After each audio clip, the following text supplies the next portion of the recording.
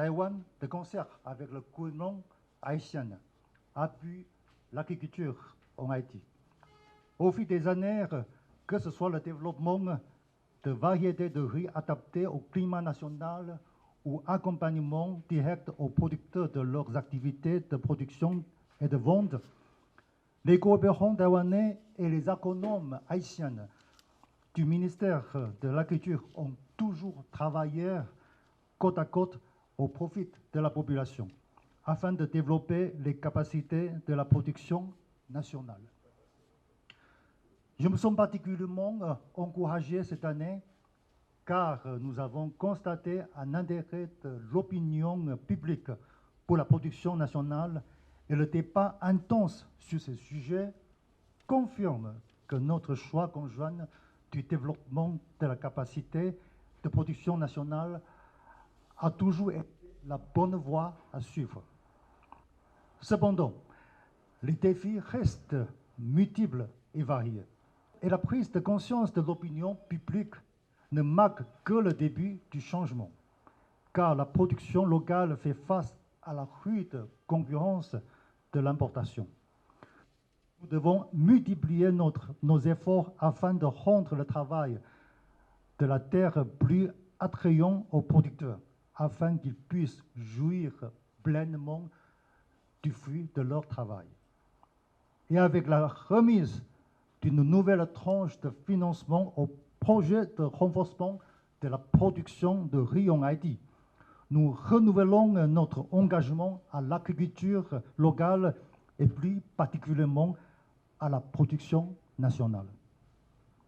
Je me réjouis également cette année car les partenaires internationaux ont récemment adopté une politique d'approvisionnement de denrées locales dans le cadre de leur programme d'aide alimentaire. Et les riziculteurs que nous encadrons dans le département du Sud sont devenus fournisseurs officiels du programme national de cantine scolaire, un projet financé par l'Agence française de développement. Ces producteurs de riz ont maintenant la double casquette de commerçants de riz et nous sommes confiants que ce modèle peut être répliqué dans d'autres localités, voire à l'échelle nationale. La République de Chine, Taïwan, d'où je viens, a amorcé son décollage économique avec le développement de l'agriculture. Nous sommes convaincus que c'est la voie à suivre et nous nous engageons pleinement à partager notre expérience avec nos partenaires haïtiens. Sans sécurité alimentaire, il n'y aura pas de souveraineté réelle. Construisons ensemble un avenir prospère et moderne pour Haïti. J'en profite pour former mes meilleurs vœux à vous, une prospère et sereine année 2024. Vive la coopération et l'amitié taïwano-haïtienne. Je suis heureux de procéder à la réception d'une contribution financière de la République de Chine-Taïwan dans le cadre de la mise en œuvre du projet renforcement de la production de riz en Haïti. Ce projet qui s'inscrit dans le cadre de la coopération agricole bilatérale entre les deux États couvre les zones rizicoles des départements du Sud, plus précisément la plaine de Torbec et la plaine des Cayes, de l'Artibonite, du Nord, Saint-Raphaël et plaine du Nord et Limbé, et du Nord-Est, la plaine de Maribao. Mesdames, Messieurs, souffrez que je vous fasse la chronique de cette page de coopération agricole. Elle est vieille de plus de 50 ans, avec une décennie d'absence, 86-96. Suite aux événements malheureux qui ont marqué la chute du régime des Duvalier.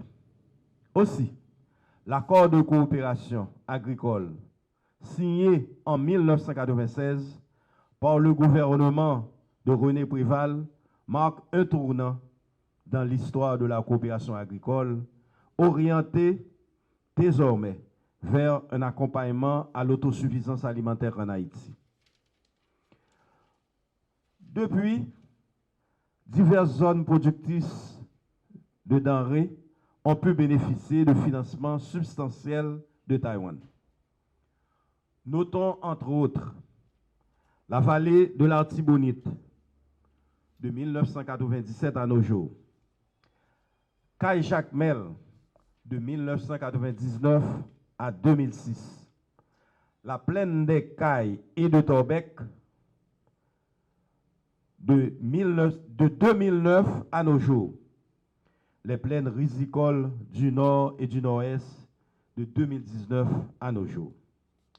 En effet, les 3 sous-projets de renforcement de la production de riz dans le sud, l'Artibonite, le nord et nord-est, s'inscrivent dans la ligne droite des priorités du ministère de l'Agriculture avec 3 composantes distinctes. L'amélioration de l'accès aux semences de qualité, l'amélioration à l'accès de services de mécanisation, l'appui à la commercialisation. Donc, notez bien, il y a les semences, il y a les services de mécanisation et il y a l'appui à la commercialisation.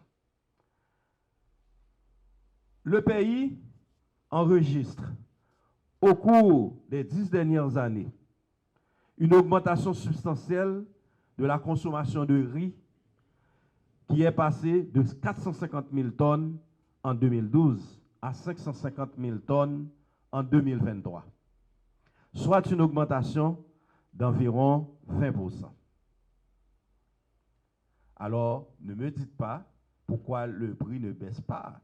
Il y a aussi en même temps l'augmentation de la population, bien sûr, donc qui augmente la consommation. Parallèlement, la production qui a stagné sur la période de 2010 à 2018, avec un peu plus de 100 000 tonnes, a connu une chute drastique depuis 2020, en raison de l'occupation des zones rizicoles de la vallée de l'Artibonite, responsable d'environ 80% du riz local produit.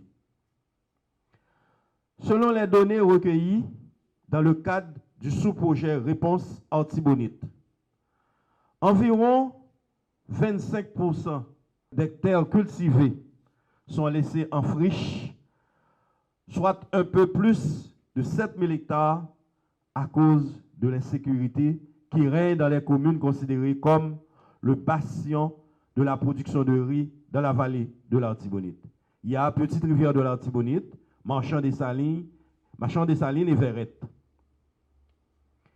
Les actions qui seront préconisées par le projet visent en priorité l'accroissement de la productivité de la terre afin de compenser les déficits de production enregistrés dans les territoires contrôlés par les gangs. Dans le cadre des priorités générales du ministère de l'Agriculture, l'accent sera mis sur les plaines rizicoles du nord, du nord-est et du sud. Au niveau de l'Artibonite, les actions d'accompagnement visent les coopératives de blocs de production au niveau des communes de Saint-Marc, de l'Esther, de Dédune. Les paquets techniques développés tant dans le cadre du projet Réponse pour la production de semences que du PITAG avec la petite mécanisation susceptible de faire doubler les rendements seront diffusés à travers les 3 sous-projets. Pour ce qui concerne la commercialisation, le monde privilégie des achats locaux développés dans le cadre du programme d'alimentation scolaire du ministère de l'Éducation nationale.